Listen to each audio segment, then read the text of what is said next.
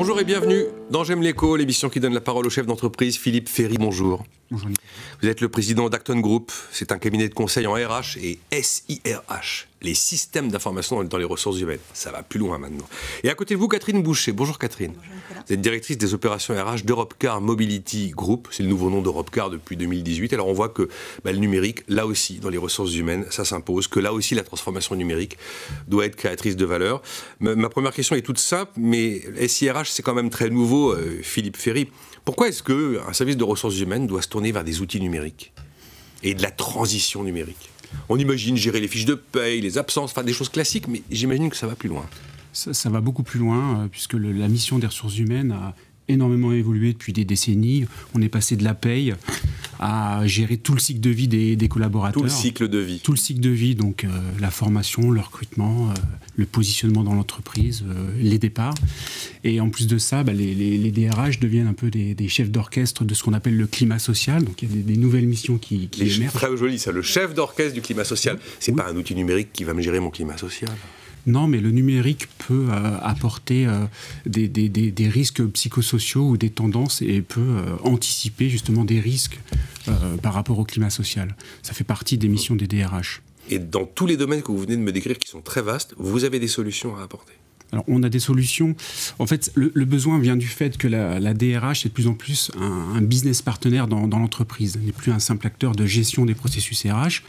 On leur demande de gérer leurs propres performances, parce que c'est une fonction support, donc ils ont des moyens à déployer, et ces moyens sont limités, mais on leur demande par leur action de contribuer à la performance de l'entreprise, en ciblant les actions de formation, en étant malin sur le recrutement, en anticipant les départs, en prévoyant l'absentéisme. Donc, pour faire de la performance, il faut la piloter. Pour la piloter, il faut des indicateurs. Et les ressources humaines, ils sont dotés de systèmes d'information et donc disposent de beaucoup de données.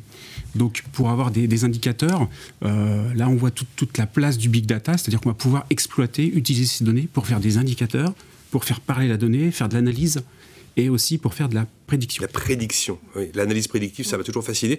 Vous vous retrouvez dans le tableau que fait Philippe, Catherine Boucher. Je vais compléter. Allez-y, oui. Vous êtes cliente d'Acton Group, c'est ce qui explique votre présence ici. Tout à fait. Donc les RH, on s'occupe des humains, on rappelle les fondamentaux. On s'occupe des humains et on pilote effectivement, et on aide le management à piloter une organisation. Aujourd'hui, on nous demande beaucoup aussi de remonter l'information. C'est le moins sexy, si je puis me permettre. Mais si on n'est pas bien outillé, on passe du temps. On passe des nocturnes à faire des tableurs Excel. Je prends des images un peu concrètes. Non, mais j'imagine. Mais vous voyez bien. Mais aussi bien les RH que les patrons. Et nous, notre rôle en tant qu'RH, c'est d'être auprès des collaborateurs et d'aider les managers. Et de faire parler parfois des outils avec des signaux faibles qui nous permettent d'anticiper les changements. Les métiers en attrition et du coup, comment former les gens.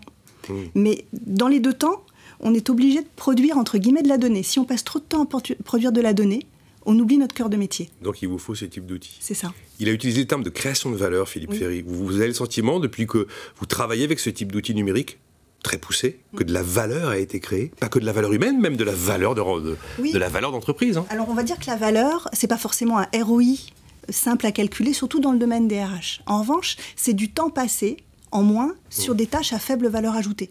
Du coup, on se recentre sur le cœur de métier, et je parle pour les RH, mais je parle aussi pour les collaborateurs et les managers. Un autre exemple. C'est cohérent, oui, allez-y. Europcar Mobility Group, on est installé dans 15 pays avec des collaborateurs, 12 000 collaborateurs. Un manager du siège doit faire sa campagne d'entretien annuel. S'il doit demander à chaque RH local, tu peux me donner un tel, machin, bidule. S'il a quelque chose de transversalisé, comme on l'a monté avec Acton, il a sa population en direct, digitalisée. Il ne passe pas de temps à produire de la donnée, il passe du temps à échanger avec ses collaborateurs. Philippe, comment ça va se passer une mission Acton Group? Parce que vous êtes obligé d'aller faire du sur-mesure, il va rencontrer l'entreprise, de quoi a-t-elle besoin? Qu'est-ce que je vais lui proposer que je n'ai pas proposé à la précédente, mais qui, elle, va pouvoir correspondre à ses attentes? C'est comme ça que ça fonctionne? C'est pas vraiment du sur-mesure, puisque en fait, l'exploitation de la donnée, c'est une application à part entière. En fait, il y a le monde des systèmes d'information qui viennent nourrir les processus RH, le recrutement, formation. Le tort qu'il y a eu par le passé, c'est que la donnée a été dispersée dans ces systèmes d'information, et donc aujourd'hui, ce qu'on constate, on a 100 clients, on a 1000 références. Nous, on a benchmarké et les clients, Catherine vient de le dire, perdent énormément de temps à aller dans Excel. Le reporting n'est pas fiable, il est hétérogène, donc il y a beaucoup de temps à remonter des indicateurs. Pendant la crise, il fallait dire où on en est. Quand on prend une mesure, il faut mesurer l'étude d'impact. Si on met une population en chômage partiel, combien ça va coûter? Il faut faire simuler la masse salariale. Donc ça, c'est éparpillé. Donc l'enjeu, il est de centraliser la donnée. C'est ça le big data en fait. De collecter, de centraliser la donnée et de retrouver la maîtrise de la donnée. Et si on rassemble les données, on va pouvoir les exploiter. Et le big data, c'est ça. Faire du gros volume, aller chercher des données non seulement dans son système d'information, mais aussi dans les réseaux sociaux, à l'INSEE, à l'État. Et là, on va pouvoir croiser et enrichir et valoriser la donnée, faire de la prédiction. Ça a été essentiel, Philippe, Catherine, tous ces éléments numériques dans la période qu'on a vécue. Oui. Parce que alors là, gérer les ressources humaines en 2020... J'imagine que ça a été coton. Extrêmement particulier, ouais. Je ne vous le cache pas. Ouais. En effet, quand on a ces remontées de données qui peuvent arriver, ça nous permet de fournir des indicateurs à notre management au moment où on doit prendre des décisions relativement vite. Et le premier critère, c'est la sécurisation de la donnée, une vraie bonne donnée à un instant T. Et le deuxième élément, c'est l'instant T, justement. Et si on a un management ou des collaborateurs qui doivent avoir des éléments rapidement sur des données sensibles, puisqu'on parle de données personnelles, donc tout ça bien sûr dans le cadre de la GDPR, de la réglementation de la protection des données personnelles européennes.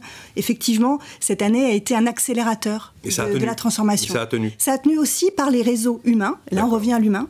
Et en effet, on a les outils, mais aussi on a les réseaux humains, les relations, les équipes qui permettent d'utiliser l'outil. Alors, vous parlez, Philippe, et j'imagine que c'est au cœur aussi de vos préoccupations, Catherine, de valorisation du capital humain. J'ai bien compris tout ce que vous m'avez expliqué, mais j'ai l'impression qu'il y a un coup d'après que vous ne m'avez pas encore raconté. Oui, parce que je disais tout à l'heure qu'on demande au DRH de contribuer à la performance de l'entreprise. Donc la DRH devient un business partenaire, et c'est facile à comprendre, parce que l'être humain, il est partout dans l'entreprise. Donc en anticipant ses besoins, en ciblant les formations, en allant chercher des viviers de recrutement pour les compétences de demain, en anticipant les départs, en faisant de la météo d'absentéisme. On peut prévoir une recrudescence d'appels à l'intérim.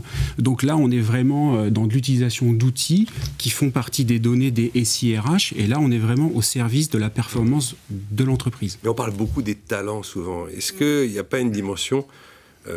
et je le dis positivement, pas péjorativement, mais de gestion individuelle des individus. Et la répétition est volontairement faite par moi. De mon point de vue, il faut déployer des choses qui sont solides, normalisables, avec peut-être des spécificités locales, voire personnelles. Donc c'est-à-dire on n'est pas dans la standardisation pure, et on n'est pas dans le pur sur-mesure. On n'en a pas les moyens, on n'en a pas le temps. Et puis aussi, quand on est une entreprise internationale comme Europcar Mobility Group, il faut aussi valoriser les mobilités. Et si on fait un traitement spécifique par pays, par business unit, voire par agence, on ne peut pas aussi valoriser le collaborateur dans son parcours. En tout cas, pour vous, c'est vital aujourd'hui, ces outils, si je vous écoute bien. C'est vital. Vous ne pouvez plus vous en passer. C'est vital, et en même temps, on est dans une époque contrainte d'un point de vue budget, et les RH sont des services supports. Donc, c'est vrai qu'on est, bien sûr... Vous dites parent pauvre, c'est quoi votre message? C'est pas le parent pauvre, c'est qu'aujourd'hui, c'est évident qu'il faut se focuser sur le cœur de métier, sur le métier. C'est évident. Donc les budgets sont peut-être plus autant là qu'avant. En effet, mais ce qui est logique, c'est complètement légitime. Donc c'est là que la RH doit être dans une espèce de réflexion business case, en disant, voilà, pour avoir une efficacité dans ma fonction, une efficacité dans mon accompagnement des collaborateurs et des managers, j'ai besoin de ces outils. Pour Acton Group 2021, vous la voyez comment l'année? Déjà, on espère mieux que l'année dernière. Ça a été très très dur. Il y a eu, oui, de toute façon, on a parlé d'impact, mais de mettre tout le monde en télétravail ou d'accompagner des clients pour mettre des gens en chômage partiel ou des plans sociaux, c'est très compliqué. On s'aperçoit quand même qu'il y a des impacts assez forts en impacts psychosociaux. L'organisation du management à distance, par exemple, il ne suffit pas de mettre les gens chez eux, ça devient très compliqué. Donc l'utilisation d'outils devient de plus en plus utile. Mais le 2020, on est vraiment dans le virage du big data, c'est-à-dire que l'utilisation de la donnée devient nécessaire.